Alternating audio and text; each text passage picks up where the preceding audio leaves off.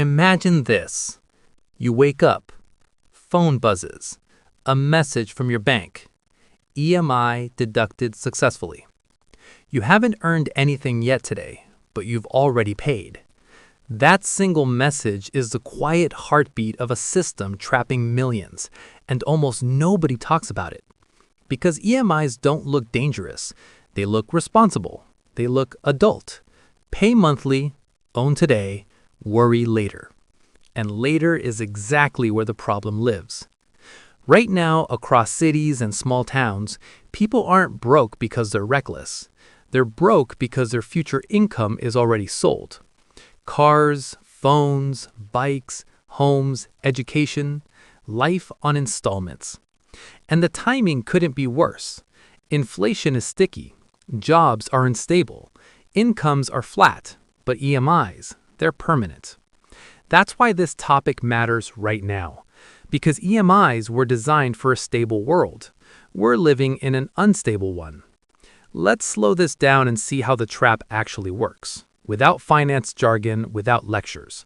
Just the mechanics. An EMI is not a payment plan. It's a commitment of your future self. When you take a loan, the bank isn't betting on your current salary.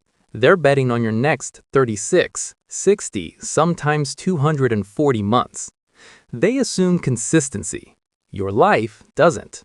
You lose a job, salary gets delayed, medical expense hits, a family emergency shows up uninvited. The EMI doesn't care. It arrives on time. Every time. Here's the part nobody explains clearly. Your EMI has two parts. Interest first, freedom later. In the early years, most of what you pay isn't reducing the loan. It's feeding the interest. So after paying for years, you check your statement and think, why is the outstanding still so high? Because mathematically, the system was never in a hurry to let you go. Let's make this uncomfortable with simple numbers. A 1 million loan, tenure 20 years.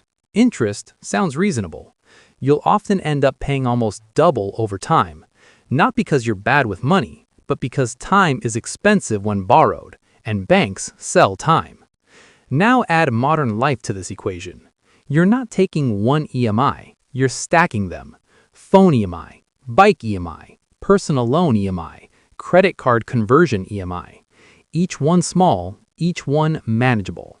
Until together, they eat 40, 50, sometimes 70% of income. This is where the trap tightens. Your fixed costs become fixed stress. You can't reduce them. You can't pause them. You can't renegotiate easily. So what do people do? They survive. They stop saving. They delay investments. They avoid risks. They stay in jobs they hate, not because they lack ambition, but because EMIs hate uncertainty. Ironically, the same system that promised freedom through ownership ends up killing mobility. You can't quit, you can't experiment, you can't fail safely. Failure becomes unaffordable. Here's the absurd part. The more financially responsible you appear, the deeper the system trusts you. Good credit score? Congratulations. Here's a bigger trap. Banks don't reward discipline with freedom, they reward it with more debt capacity. And marketing fills the gap with optimism. Why pay full when you can pay monthly? Don't block your cash. Smart people leverage. What they don't show is the long tail, the years where nothing goes wrong and you still feel suffocated. Because even when income rises, lifestyle EMIs rise faster. You upgrade the car, the phone, the house, each time resetting the clock on freedom. Now zoom out. This isn't just a personal finance issue, it's a systemic one. When millions of people are locked into long-term EMIs, consumer behavior changes. People spend to maintain payments, not to build wealth. They chase cash flow, not wealth. They become allergic to downtime. That creates a fragile economy.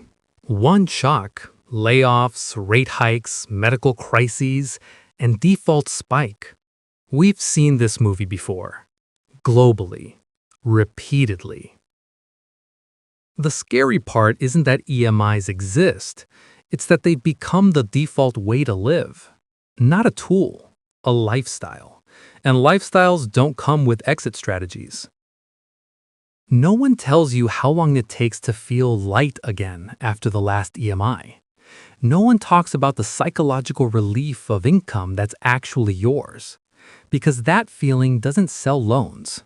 Silence does. And here's the quiet irony.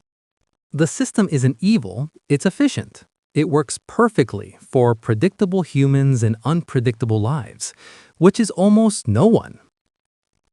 So the real question isn't, are EMIs bad? It's this. In a world where uncertainty is rising, is it still smart to permanently mortgage your future income for temporary comfort? Or are we slowly normalizing a life where freedom is postponed indefinitely? That question doesn't have a neat answer, and that's exactly why nobody talks about it.